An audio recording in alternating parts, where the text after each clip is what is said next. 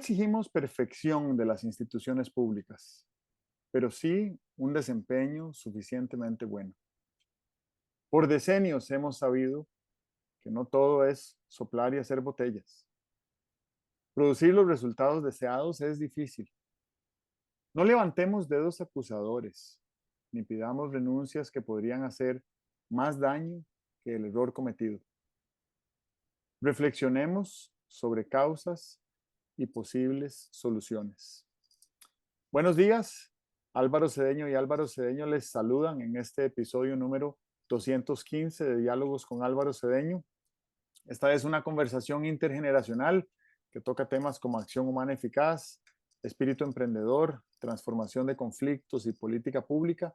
Hoy para conversar sobre el artículo publicado esta semana en la página web alvarocedeno.com titulado Ineficacia Pública. Papá, hay algunos de tus artículos que me gustaría leerlos aquí completos para que nadie tenga que molestarse en ir a buscarlo para leerlo, porque me parecen muy buenos. Y este es uno de ellos. Creo que es una pieza de acción humana eficaz, es una pieza de política pública, es una pieza de paz. Y todas esas piezas juntas la hacen mucho más valiosa como contribución a la sociedad. Así que empiezo por darte las gracias. Bueno, qué bueno que te parezca bueno. Vieras que cuando yo escribo un artículo, eh,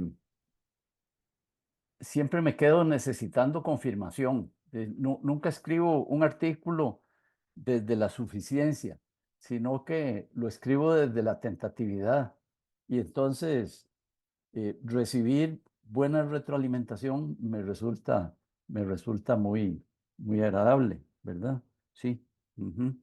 Eh, ahora, que es curioso, ¿verdad? Ahora lo estaba releyendo y si me hubieran preguntado antes de releerlo,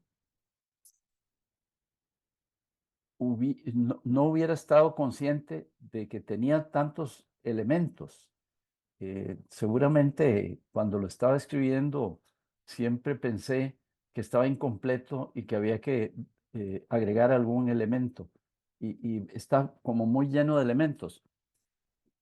Es, es útil, ¿verdad? Es útil, me parece, para reflexionar.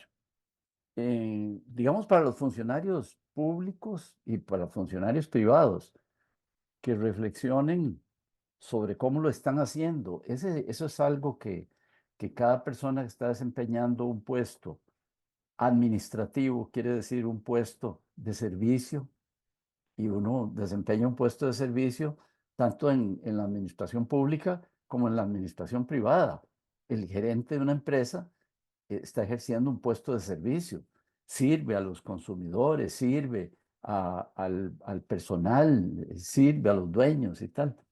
Entonces, convendría tener ahí como un autoexamen de eficiencia, ¿verdad? Más desde luego en el servicio público. Aunque en el servicio público vieras que yo pienso que hay un paradigma equivocado que nosotros tenemos sobre el servicio público. Y es que,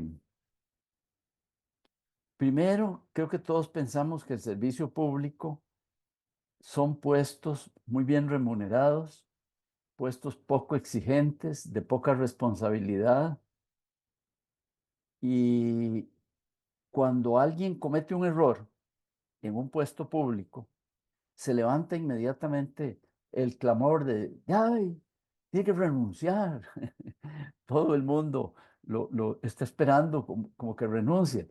A mí me parece que hay renuncias de puestos públicos y de puestos privados que constituyen verdaderas pérdidas para la organización.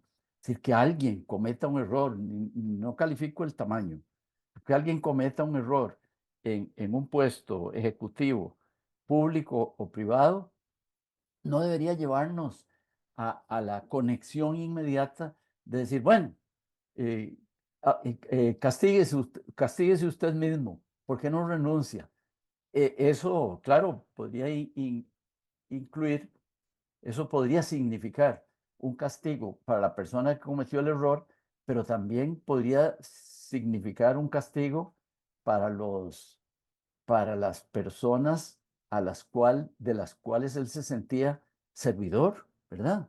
Eh, claro.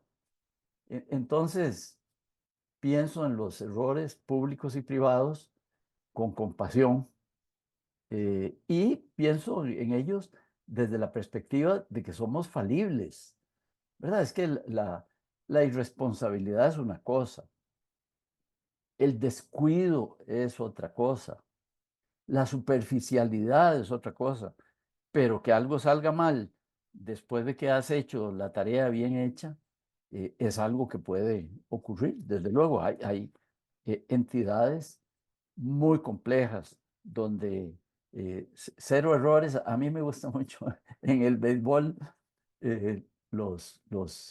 digamos, el porcentaje de bateo de de los que están al bate. Nunca es 100, ¿verdad? Nunca es 100. Si la gente falla, creo que más de dos, oh, sí, claro, más de dos terceras partes de sus turnos al bate, la gente falla, ¿verdad? Jugadores, bateadores estupendos fallan, ¿verdad?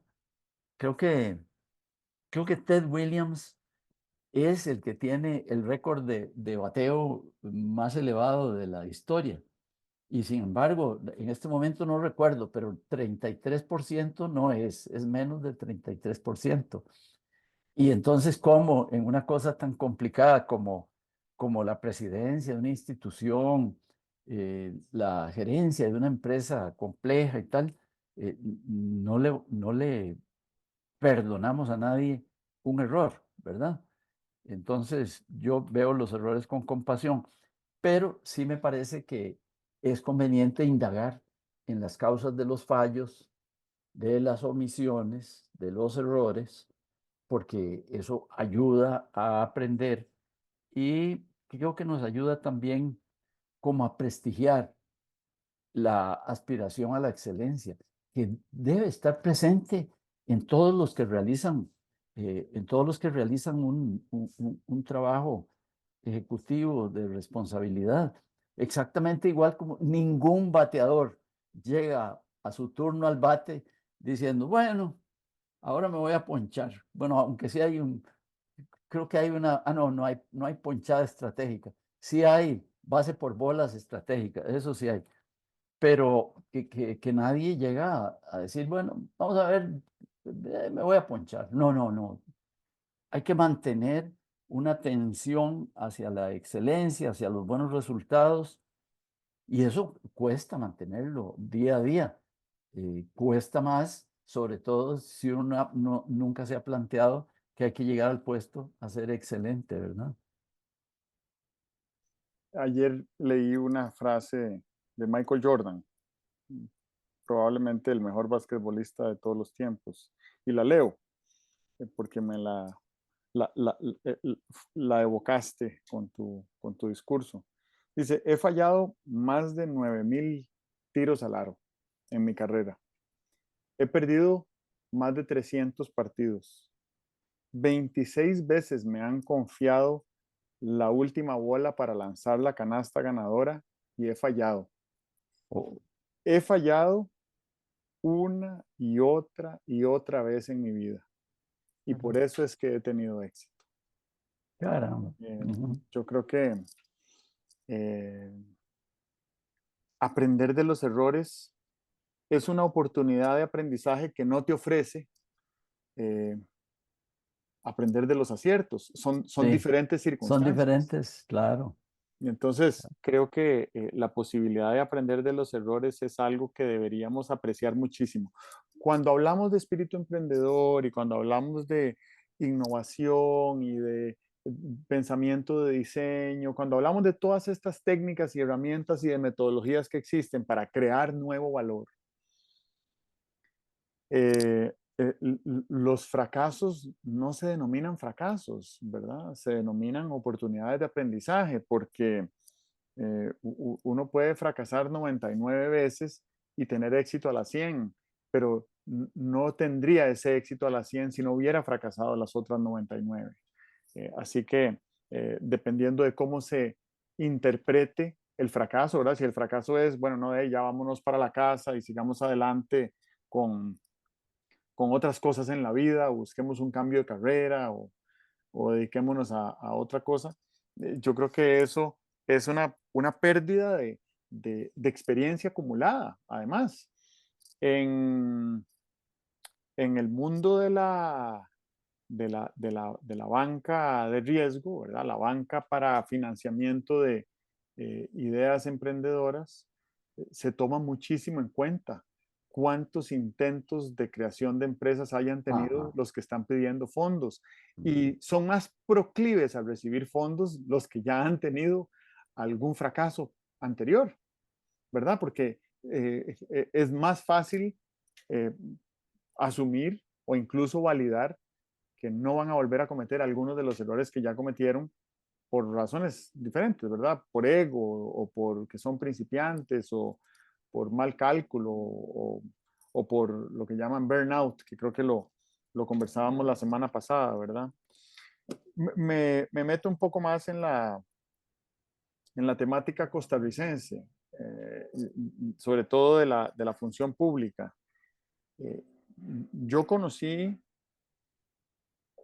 tal vez las personas que he conocido en mi vida con mayor mística y mayor vocación de servicio, las he conocido en la función pública en Costa Rica. Y no estoy hablando de casos aislados, estoy hablando de una inmensa mayoría de personas, voy a decir 99% de personas que he conocido en la función pública a todo nivel, en todos los rangos del escalafón salarial.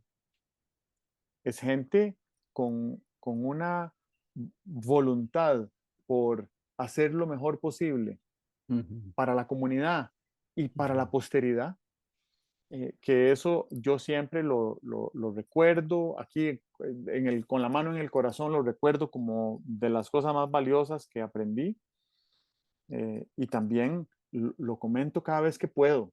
De mí nunca escucharás quejarme de funcionarios públicos por cómo desempeñan su función, lo cual no es lo mismo que hablar sobre la ineficacia de las instituciones que representan. Son dos cosas diferentes, las personas y la eficacia organizacional. Creo que eso tenemos que tenerlo claro, ¿verdad? Eh, a mí me parece que una de las grandes pérdidas que hemos sufrido en nuestra, en nuestro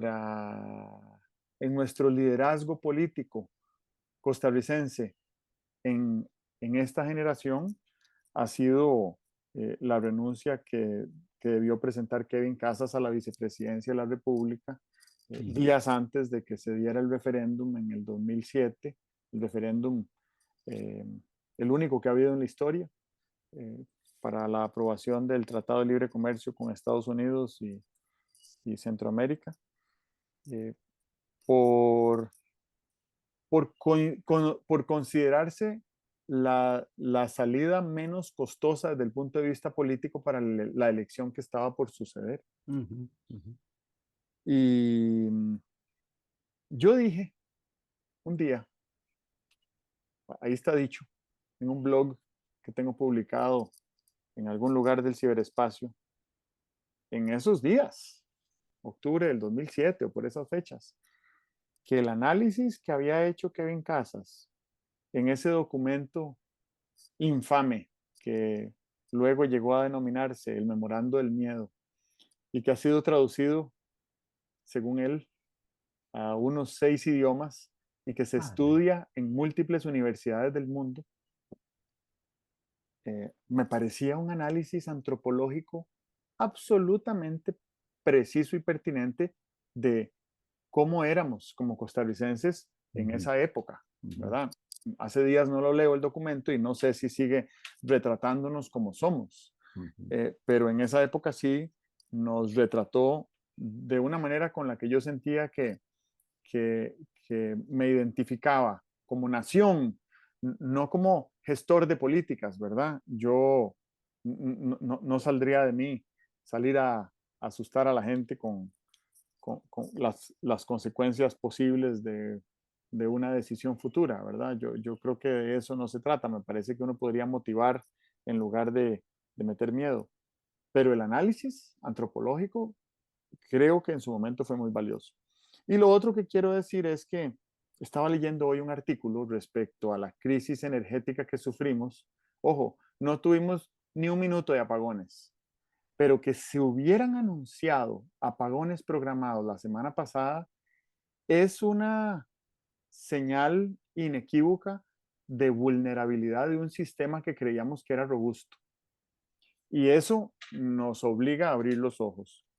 Pero además, el texto que estaba leyendo, me parece que muy bien informado, dice que hubo un cambio político en Costa Rica que ha afectado mucho el desempeño, la eficacia de algunas instituciones públicas como el ICE. Y fue la posibilidad a partir de 1973 de que el Poder Ejecutivo designara miembros en las juntas directivas. Entonces las instituciones autónomas, que son autónomas por constitución, perdieron mucha autonomía y eso hizo que se empezaran a manosear políticamente, que es lo que a todas luces aparenta ser evidente en este caso, ¿verdad? Si en junio del 2023, hace 11 meses, eh, el Instituto Meteorológico Nacional nos había anunciado que venía un fenómeno del niño largo, seco e intenso, ¿por qué el ICE vende tanta electricidad proveniente de la represa de Arenal, que es nuestro principal embalse, para el mercado centroamericano, cuando sabía que íbamos a necesitar esas reservas para generar electricidad en la época seca? Y claro, si uno sigue la lógica macroeconómica de este gobierno, de que todas las instituciones tienen que mostrar números macroeconómicos robustos y lindos y todo en negro y todo en positivo, y pues el ICE tiene miles de millones de colones de superávit por primera vez en décadas, pero estuvimos al borde de los racionamientos y no se dieron los racionamientos por una sencilla razón. Y se vino un aguacero bíblico el sábado y no hubo racionamientos. Pero todo lo demás, todo lo técnico, todo lo político, todo lo administrativo, todo lo financiero, me parece, por lo que dicen algunos expertos, debería de auditarse las decisiones que se tomaron, porque que salgan algunos funcionarios del ICE y algunos funcionarios de gobierno a acusar a la administración anterior de estos casi apagones que no hubo esta semana, es una falta de responsabilidad. Bueno, es que ni puedo hablar mal de un niño de escuela diciendo que son irresponsabilidades de niños de escuela, pero ya pasaron 2 años, ¿verdad? Nunca en 8 años de gobierno escuchaste a Barack Obama quejarse de las decisiones que tomó la administración anterior a la suya, a pesar de que le tocó asumir en medio de la crisis financiera más severa en 80 años de historia en Estados Unidos, Ujú. porque él asumió Ujú. la responsabilidad.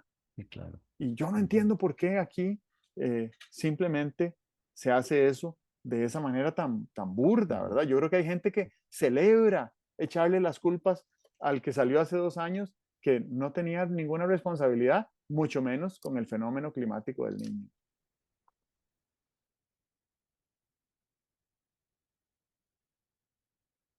Yo creo mucho en las reglas de juego, ¿verdad? Eh, a mí me parece, por ejemplo, para, para ponerme, para ponerme tremendista, me parece que esa regla de juego que le da fundamento a la teoría, parece que no es una teoría, lo de la evolución, ¿verdad? Como que no es una teoría de la evolución, sino que es no me acuerdo cómo se llama, pero no es una teoría de la evolución. Pero bueno, a la formulación que hace Darwin sobre la evolución, basada en una regla sencillísima, ¿verdad? Es decir, hay una ruleta genética y salen seres de distinta adaptabilidad y los que mejor se adaptan son luego los que se reproducen y eso va produciendo un mejoramiento en la especie, ¿verdad? Bueno, creo que eh, hay reglas de juego que parece que son muy fundamentales, que uno con promulgar la regla de juego, fíjate que en fútbol, la pelota solo el portero la puede tocar con la mano. Eso es una regla de juego y hace del fútbol lo que es el fútbol, porque si uno se la pudiera llevar con la mano o tal, sería otro deporte, ¿verdad? Bueno, entonces yo creo que deberíamos hacer como un esfuerzo un día de decir, bueno, tomemos cosas muy importantes, tomemos, por ejemplo, el hacer público, ¿verdad? Y veamos a ver qué reglas de juego le están fallando. Y que uno pudiera decir, bueno, aquí es lo que tú decías, aquí lo que no se vale es echar las culpas para atrás, ¿verdad? ¿Y por qué no? Porque vamos a ignorar que a veces alguien fue, eh, fue ineficaz y provocó algo con lo que yo tengo que lidiar hoy. No, yo sé que eso ocurre, pero debería ser algo así como una regla de juego, de que no se vale volverse para atrás y decir, mire, ¿saben por qué me está ocurriendo esto que me está ocurriendo? Porque fulanito no hizo o porque fulanito hizo. Por lo que tú dices, porque el juramento constitucional, además de jurar a la patria, ¿verdad? Cumplir fielmente los deberes, pues uno debería decir y juro también asumir las responsabilidades que están en la realidad del cargo que estoy asumiendo y que puede ser que no las conozca en este momento, porque no todo el mundo sabe la calidad de deficiencias con la que se va a encontrar. Pero me parece que tiene una excelente regla de juego que uno no pudiera echar culpas para atrás, por una razón. Yo creo muchísimo en que deberíamos hacer un gran esfuerzo por explicar nuestro comportamiento, las acciones, los resultados en función de elementos como muy básicos. A mí me gusta mucho explicarlos en función de la energía que hay que poner en señalar quiénes fueron los culpables de que ahora a alguien se le presenten dificultades en su cargo, esa energía, me parece que no hay ninguna discusión. Es preferible invertirla en ver cómo enderezo el barquito que va torcido, ¿verdad? Entonces, regla de juego interesante, esa es una, ¿verdad? Debemos de echar culpas. Debe haber otras, debe haber otras. eh,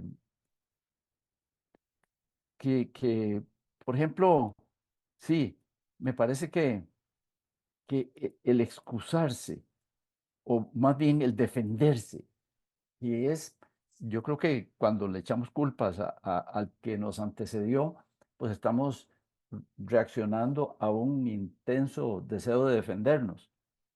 La defensividad también me parece que es un uso indebido de la energía. Mire, mire, señor ejecutivo, eh, el tiempo y la energía que va a gastar en defenderse, ¿por qué no lo dedica a ver cómo endereza la cosa? Es que creo que somos presa de, de una distorsión. Sobre el futuro podemos influir.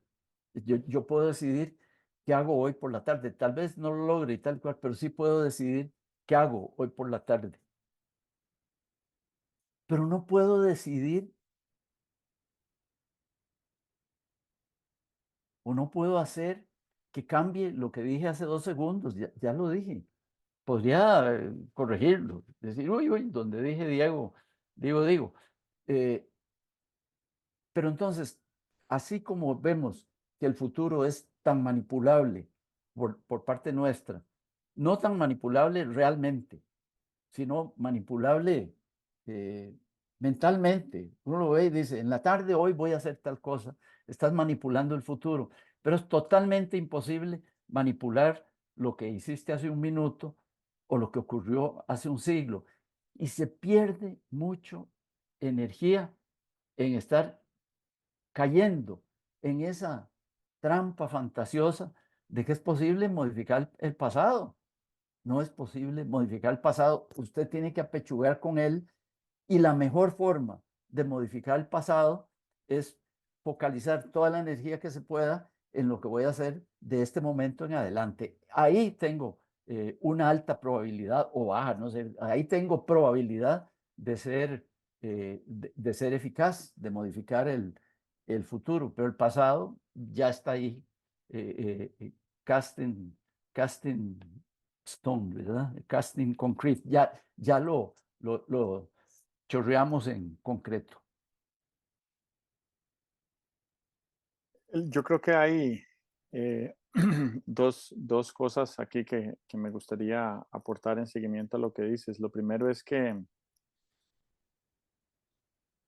la política debería de ser una actividad mm, técnica, y debería ser una actividad técnica basada en datos y basada en evidencia, sobre todo hoy que los tenemos eh, tan disponibles, ¿verdad? En todo momento. Es muy fácil Sí, verificar si algo que propongo, sugiero, digo, opino respecto a política pública en un cargo público es verificable casi que de manera instantánea. Y sin embargo, cada vez vemos más intervenciones políticas con aseveraciones falsas o, o, o, o con la intención de desinformar, porque en algunos casos uno puede saber cuando la persona que está hablando está bateando, ¿verdad? No sabe de lo que está hablando, entonces está diciendo una tontera. Eso es muy diferente que cuando dice algo con, con fundamentos, con datos y que es inexacto y que probablemente lo que busca es alguna agenda que no es pública con la intención de desviar la atención. Entonces es muy llamativo cómo existe esa disyuntiva y cómo crece ese escenario de falsedades en el uso de la palabra. Hace unas semanas estábamos sugiriendo acá que después de esta era de la posverdad que estamos viviendo y con la era de la inteligencia artificial que se nos vino encima, donde la falsedad es hiperbólica, eh, muy pronto vamos a llegar a un punto donde a nadie le va a importar lo que diga el presidente, porque eh, lo más probable es que sea falso o tendencioso o con la intención de malinformar. Pero me parece que hay algo más detrás de todo eso y es el afán de manipular por medio de las emociones. Eso se distancia mucho de eh, eh, eh, política pública basada en datos y en evidencias, ¿verdad? Que yo busque manipular a otros a través de las emociones, eso me coloca en el campo del populismo.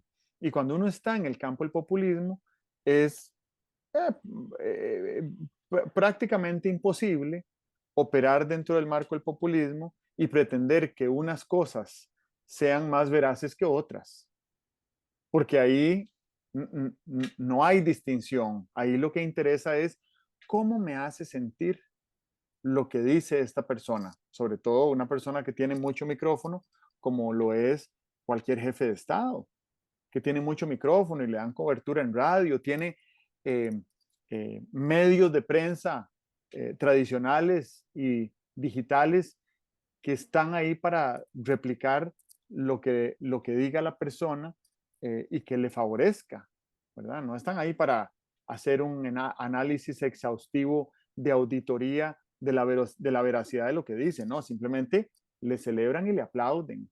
Entonces, Cuando caemos en el campo del populismo, perdemos la posibilidad de hacer análisis y diseño de políticas públicas basadas en datos sin evidencias. Y recordemos cómo fue la llegada de Donald Trump a la presidencia en Estados Unidos. Él empezó a crear política pública, él empezó a crear geopolítica pública en Twitter. Y él anunciaba una decisión que iba a tomar respecto a comercio internacional y eso cambiaba políticas según lo que le cabía en 280 caracteres, apenas abría un ojo en la mañana. Entonces creo que caímos en un espacio donde el objetivo principal es manipular las emociones de la gente y que la gente diga, qué bien que me siento cuando esta persona habla, aunque la emoción que me genere sea de ira, ¿verdad? Porque yo digo, qué enojo me produce lo que está diciendo esta persona, pero yo ya estaba enojada. Entonces, eso que me está diciendo quiere decir que el enojo es compartido y estamos en el mismo bando. Así funciona el populismo.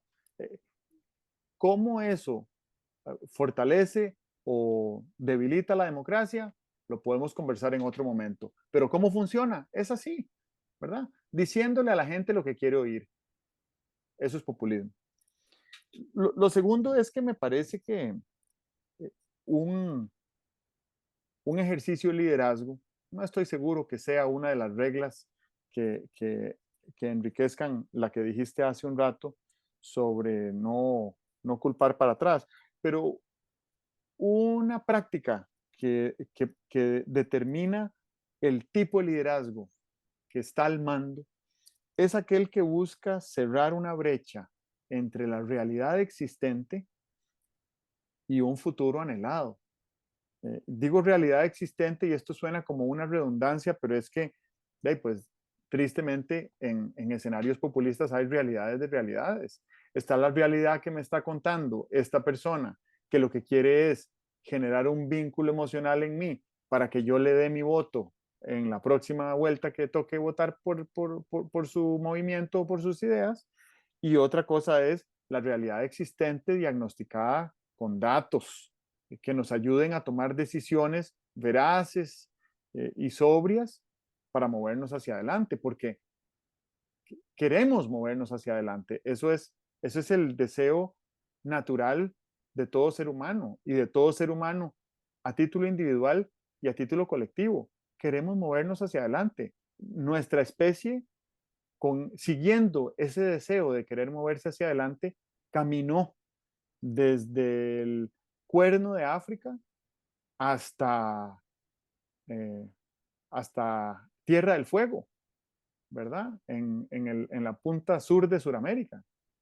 Duró 30.000 años, pero siempre fue movilizado por ese deseo de ir hacia adelante. Entonces, en ese deseo de ir hacia adelante, cuando nosotros tenemos un diagnóstico sobrio y preciso de la realidad existente, luego podemos decir a dónde querríamos estar en el futuro y ponerle fecha a ese futuro y ver qué tipo de esfuerzo se necesita, porque ningún gobierno con ninguna cantidad de recursos públicos puede llegar a ese futuro anhelado si no cuenta con el apoyo popular de una masa crítica de personas. Ninguno puede, ni el gobierno chino y con su estilo, ni el gobierno cubano, ni el gobierno estadounidense, ni el gobierno venezolano, ni el gobierno costarricense. No podemos llegar a donde anhelamos llegar si no contamos con el apoyo del pueblo.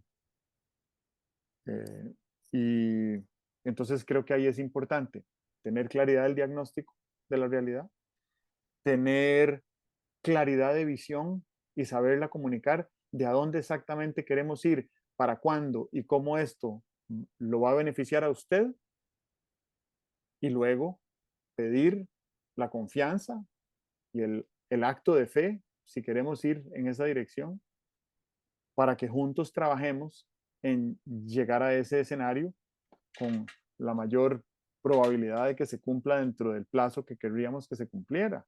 Porque si nosotros nos ponemos a revisar promesas de campaña política en Costa Rica de los últimos 50 años, quizás ninguna de las promesas se cumplió a cabalidad. Ujú, ujú, Y aún ujú, así, los resultados globales a largo plazo han sido inmensamente positivos. No tanto por las promesas que se hicieron, ni por la eficacia en la ejecución, sino porque también ha habido circunstancias externas que han condicionado el quehacer de nuestro país. Por ejemplo, unirnos a la Organización para la Cooperación y el Desarrollo Económicos. Eso es algo que, aunque la semilla se sembró desde acá, la organización misma creó un efecto como de materia oscura, ¿verdad? Materia oscura se le denomina en, en astrofísica a la materia que supuestamente está más allá del confín del universo y que está atrayendo a la energía del universo a que se siga expandiendo. Entonces, ujú. la OCDE funcionó como una especie de Sí, sí. materia oscura que Ujú, obligó al país, en el sentido positivo de la palabra, a hacer el esfuerzo necesario dentro del tiempo que tomara para convertirse en miembro de la OCDE. Y así con muchos otros ejemplos. El cambio climático es uno de ellos. Esta vulnerabilidad de nuestro sistema eléctrico no es solo el resultado del cambio climático y del fenómeno del niño, sino que es el resultado ujú, de muchos otros factores y ujú. necesitamos ver de qué manera hacemos un diagnóstico preciso de esta realidad para ver a dónde querríamos estar. Y voy a dejar pendiente para para la próxima intervención otro comentario sobre autonomía en la institucionalidad pública. Ujú, ok. Estás hablando de algo muy importante y es el ejercicio de la función pública, eh, cómo se debe realizar, cuáles son los elementos fundamentales. Yo pienso que desde luego el conocimiento que se tenga, eh, especialmente el conocimiento que se tenga de la realidad y algún planteamiento conceptual de cómo funciona la realidad. Ojalá sea un planteamiento lo más objetivo posible, porque según va subiendo en la pirámide organizacional pública, hay más ideología metida ahí. Ideología básicamente es, pues mire, a mí no me digan cómo es la realidad, porque ya yo tengo una posición sobre qué es lo que quiero hacer y cómo, desde mi punto de vista, funciona y peor, debería funcionar la realidad, ¿verdad? Entonces hay un elemento de conocimiento, hay un elemento de técnica, desde luego, pero desde luego que hay un conocimiento de técnica, ¿verdad? Tú no podrías, bueno, sí se puede ser, eh, se puede ser experto en aviación y no haber piloteado nunca ningún avión. Tú sabes muy bien los conceptos de cómo funcionan los aviones, pero nunca has piloteado un avión. El pilotear un avión ya es más que conocimiento, ¿verdad? Es una técnica. En los puestos ejecutivos hay una característica muy interesante y es cuál es el instrumento para realizar acción ejecutiva. Si uno es ojalatero, ¿verdad? Si uno es carpintero, todos sabemos cuáles son los instrumentos, ¿verdad? Una tijera para cortar latón y unos eh, aparatos para soldar y tal y cual. Esos son los instrumentos del hojalatero. Y del carpintero, pues el serrucho, el martillo, todo ese cuento. Pero si uno es ejecutivo, imagínate a un ministro, imagínate un presidente de una entidad autónoma o de una compañía privada. El instrumento es él o ella. Es inseparable. El conocimiento, lo que quiera lograr, la estrategia que está desarrollando y tal, es inseparable de la persona que encarna todo eso y que está en la conducción de una institución, de una empresa y tal. Entonces, ahí hay algo que nos lleva a un par de cosas importantes. Y es que yo creo que uno puede viajar seguro con un piloto independientemente de si está de acuerdo con el aborto o no está de acuerdo con el aborto, independientemente de si es comunista o demócrata. Me parece que eso no lo afectará a él para volar el avión. Pero cuando estamos pensando en quién conduce una entidad, imagínate que eh, pensamos en una entidad privada. La persona que está conduciendo la entidad privada permea toda la política de la empresa. Si él cree, por ejemplo, que la entidad está ahí para tener el máximo beneficio y se acabó. O sea, él mira solamente para adentro, no está pensando en el servicio y tal. Eso desde luego hace que una persona con la misma técnica, la misma capacidad en la misma empresa produzca unos resultados diferentes. Entonces, creo que hay un enfoque ético que es muy importante escudriñar a la hora de nombrar a una persona para un puesto importante. Porque es muy fundamental que crea, si cree que la gente no es desarrollable o si cree que la gente sí es desarrollable, me parece que va a ser una función totalmente distinta. Y la otra cosa es cuál es realmente su idiosincrasia, ¿verdad? Eh, eh, ¿Qué haría aun cuando sus capacidades intelectuales estuvieran disminuidas por alguna razón? Yo creo que hay contexturas idiosincráticas que aún con las capacidades disminuidas producirían se conducirían correctamente. Y hay otras personas que con un poquillo de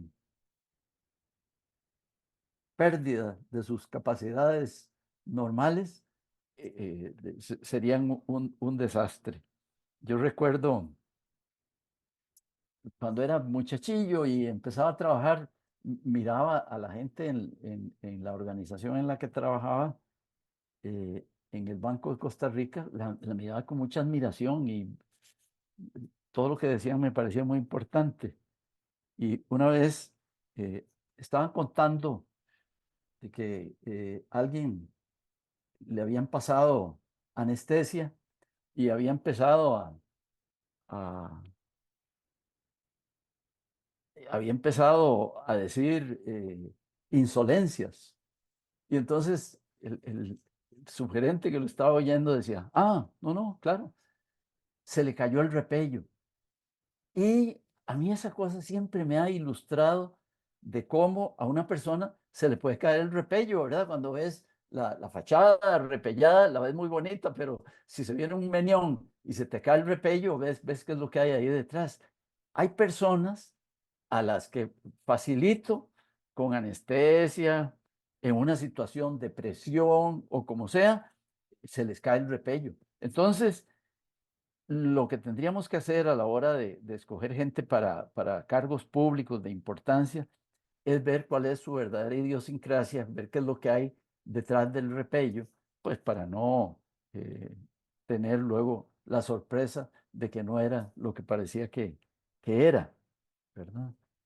Y fíjate que yo pienso que debería ese conocimiento sobre la eficacia que debería asistir a todos los que tienen funciones ejecutivas, estar basado en cosas que fueran, verdades que fueran como muy profundas, ¿verdad?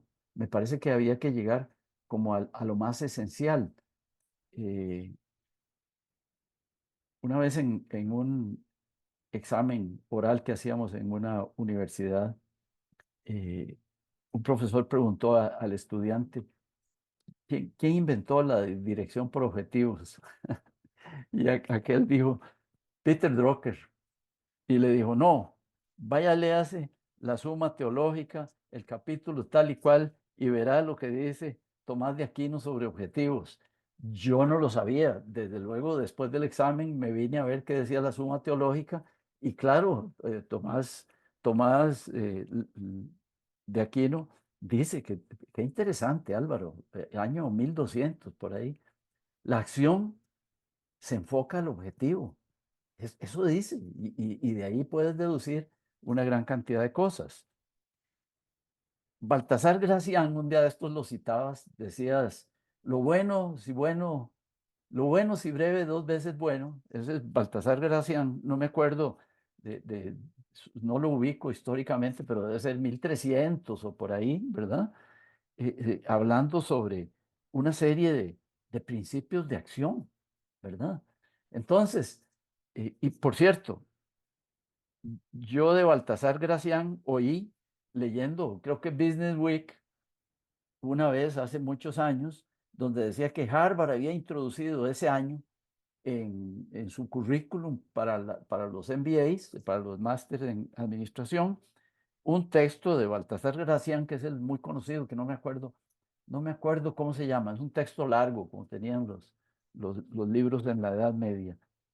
Bueno, busquemos cuáles son esos fundamentos de la acción humana y sobre ello construyamos, pero no pensemos jamás que la preocupación por la gestión humana eficaz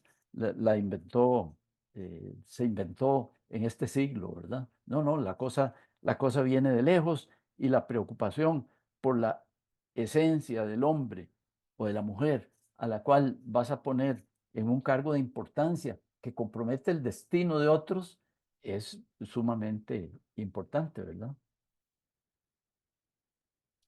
Muy bien. Quiero agregar dos cositas más, no con el afán de concluir, eh, pero sí con el afán de lo que dijimos la semana pasada de sembrar semillas. Lo primero es que a mí me parece fundamental cuando pensamos en el futuro. Eh, en una frase que leí esta semana en un libro de gerencia que se llama Liderar desde el futuro. Muy interesante el libro, no le tenía fe y me ha impresionado positivamente. Y lo que el libro dice, básicamente, es que lo que nos trajo hasta aquí no nos alcanzará para llegar al futuro. Obviamente hay una larga explicación de múltiples capítulos detrás de esto que estoy diciendo. No quiere decir rompamos todo lo que hay porque no sirve para nada. Lo que quiere decir es que es sano como ejercicio de liderazgo imaginarse que lo que nos trajo hasta acá eh, efectivamente podría no ser suficiente para llevarnos a un escenario anhelado futuro, sobre todo a muy Sí, largo claro, plazo, ¿verdad? Entonces, claro. si pensamos en el Instituto Costarricense de Electricidad, que ha sido una institución, no sé si es benemérita de la patria, me imagino que sí, Ujú, y no si me no lo acuerdo. es, lo debería de ser, Ujú, pero el ICE nos ha traído hasta acá y, y tengo serias dudas de que nos ayude a llegar al escenario futuro en el cual todo el transporte de este país que hoy consume dos sí, tercios de la claro. matriz energética en forma de Ujú, combustibles fósiles se haya transformado a eh, energía renovable y limpia. Eh, ¿Por qué? Porque simplemente el tamaño de esfuerzo que hay que hacer para llegar dentro de 20 años a donde tenemos que llegar no alcanza con las restricciones que tiene la institución, con el personal que tiene la institución, con el capital que tiene la institución. Entonces, sirve pensar en la posibilidad de que eh, abrir el mercado eléctrico de generación, que ya está abierto, ¿verdad? Ya hay unas 8 cooperativas de electricidad en el país que generan una porción de la matriz eléctrica del país.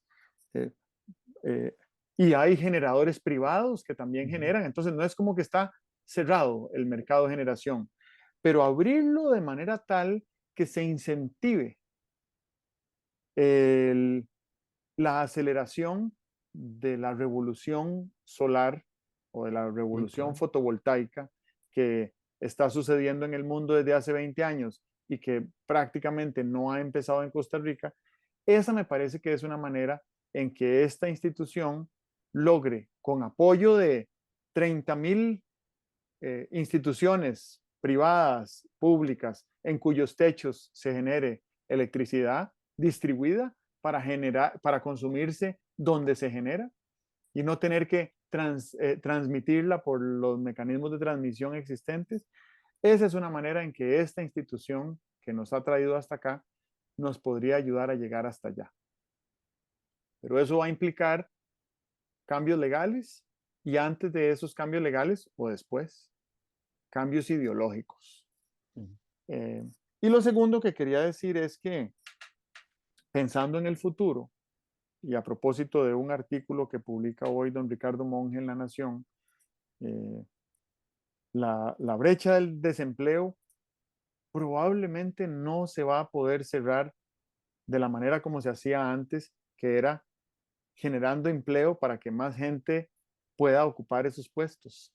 Y él lo que sugiere es que necesitamos estimular el espíritu emprendedor, que es algo en lo que tú y yo hemos estado pensando y contribuyendo por los últimos 17 años, pero además tú por tu cuenta por varias décadas más. Entonces creo que eso es importante ponerlo en perspectiva de qué tendríamos que hacer, qué tendría que suceder para que pudiéramos estimular el espíritu emprendedor y que esa fuera la forma en que el desempleo se convirtiera en productividad, en bienestar y en paz.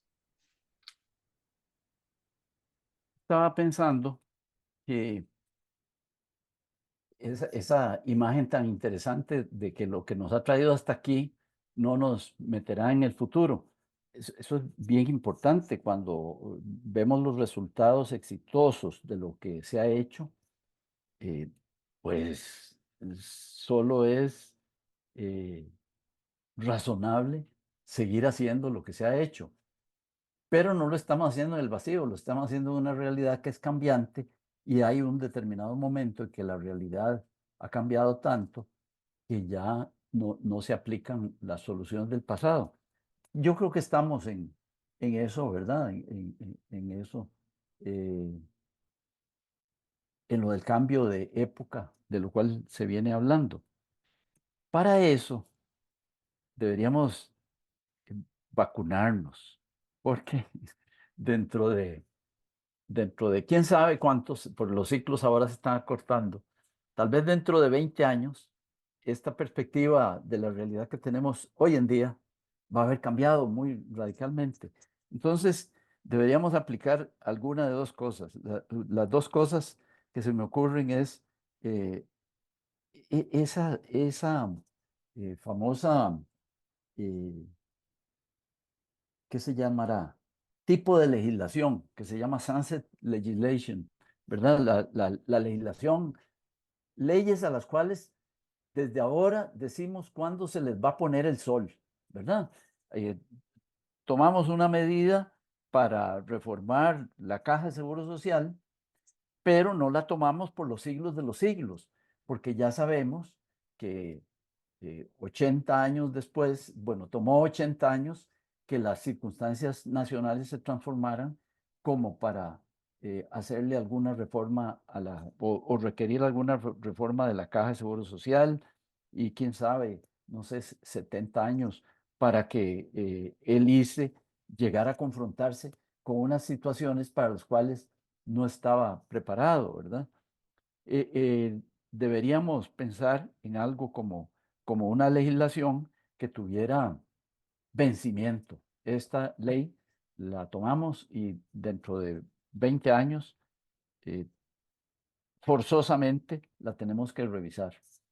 Es muy parecido a lo que en la cultura judía tradicional representaba el año jubilar, ¿verdad? Creo que era cada 50 años ocurría un cambio fundamental de cosas que se habían venido contratando y tal, se deshacían los contratos, las tierras que se habían enajenado volvían a los dueños originales, etcétera. Bueno, yo creo que hay que declarar años jubilares o por lo menos saber que en el futuro habrá un año jubilar donde todo tendrá que ser renovado porque no podemos seguir apegados a lo que hoy en día es lo que nos da tranquilidad y confort y claridad.